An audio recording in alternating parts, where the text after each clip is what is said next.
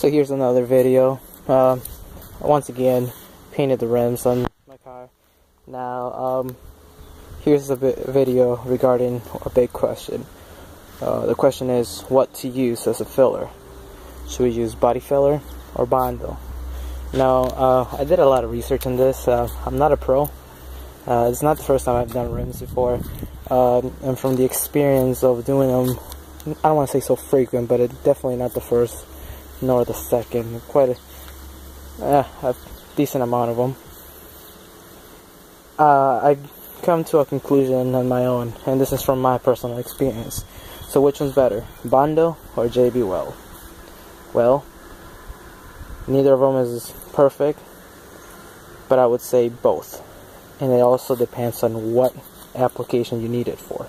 I don't know if you guys remember on my other video, this is the rim that wasn't sanded or scuffed at least, and it had two big problems on it.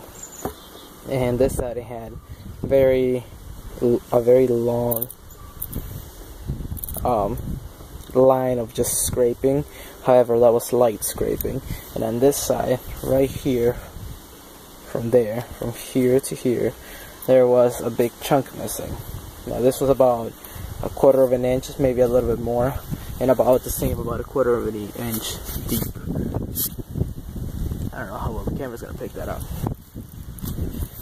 Sadly, I sanded before I started the video and I forgot. Well, to the point is, which one's better? Like I said, it really depends. If you have a big chunk missing, such as I did here, you are best off with JB-weld. Why do I say JB-weld? Well, because JB-weld adheres better and it's a lot tougher than body filler. Keep in mind, rims are gonna go in and out of shops. Well, not every freaking time, but they're gonna go in and out, get tires changed, mount, unmount, and then the lip of the machine is gonna be hitting the edge. Some cases, not all cases. It also depends where you take it. But keep in mind, they're going to be mounting and remounting. Now, if you had a big chunk missing like I did here, and you put Bondo or body filler, you have a high probability that this will break off. I've had that happen before.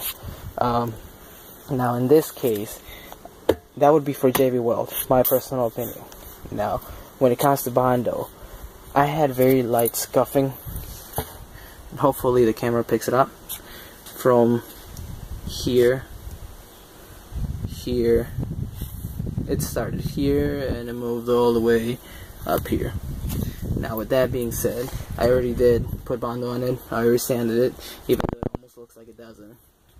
If you look here closely, you see the big gap, I mean the little scrape, and you see the little almost creamy orange look to it. That's actually the body filler inside.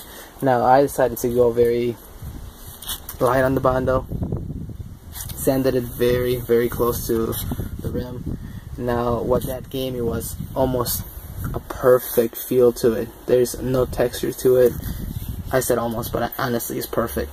I don't feel any scrapes, I don't feel anything. Now, like I said, this is only for very, medium to light scrapes. You can get away with it. Keep in mind, the rim itself is intact, so when you get it mounted and demounted, there's almost gonna be little to no damage. However, if you're missing a whole chunk, such as I did here, and the hand or whatever it's called of the machine is gonna sit against it, you are likely to get this knocked off if you had Bondo. So, in my opinion, use both depending on your application. There is a downside to both, if I haven't mentioned. There is a downside. JB-weld, though is strong, and though is probably my favorite one out of the both, it is a pain in the ass to sand. I find myself using, I know people have said 80 grit. I think 80 grit is a little too aggressive. I use 100, and then from there I move to 180, and then I smoothen it out with 240 grit. That's what I use. This is baby smooth. I can't even feel a difference, even though I know it's right here. Hopefully the camera can pick it out, the dark gray color. from there to there. And Bondo, the only downside of Bondo is it's not as strong. If it was a big gap like this or a chunk missing, you could easily break that off. If, like I said, I would only use this for light to medium scrapes on it. That's honestly what I would use it for. Again, I sand it with 240 grit, and that's it. That's all I need, and it comes off pretty nicely. Also, if you have any small imperfections, like I completely missed this one here, body filler. I mean, not body filler. But yeah, you can use body filler for that, clearly. But you could use filler primer. Now, filler primer, in my opinion, is a question of whether to use it or not. If my rim was like this, and I only had a small imperfection like that, I would skip it. However, my rims, as you can probably tell, are not necessarily the same color. If you can get it down to the primer, that'd be amazing. However, my car was painted with 3 different colors. 2 colors. And by that I mean this. I don't know if you can see the tiger pattern. Hopefully, I don't know how the lighting is. I can't really see anything out of my screen, but this here is a primer from factory. And then I had a black base coat, and then I had a metallic silver base coat, and that gave it like a gunmetal, almost like a gunmetal silver, which the color is Source Silver. Really nice color. Really did like it. Yeah, it's too bad the guy, previous owner, could not keep, his rims in mint condition or nice condition. Well, whatever. If you have a tiger pattern such as they do here, you're better off priming it, just for the fact that this difference in colors might show through your paint. If you paint it, you might get a similar or a light pattern like this. And honestly, also it depends how heavy you're going to go with the paint. I only go 2 or 3 coats, usually 3 coats. But I have had a similar incident with a different rim, where it actually did show on the paint.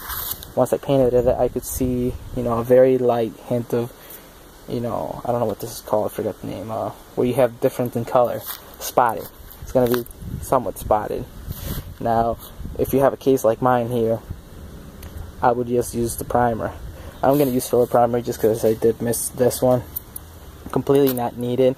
You could just use, there's a different primer, I forgot the name, which is basically used for this exact same problem.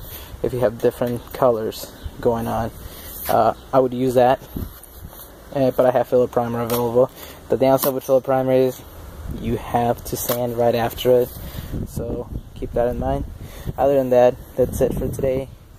JB-weld, Bondo, my answer for you guys out of personal experience, both, depending on what you need.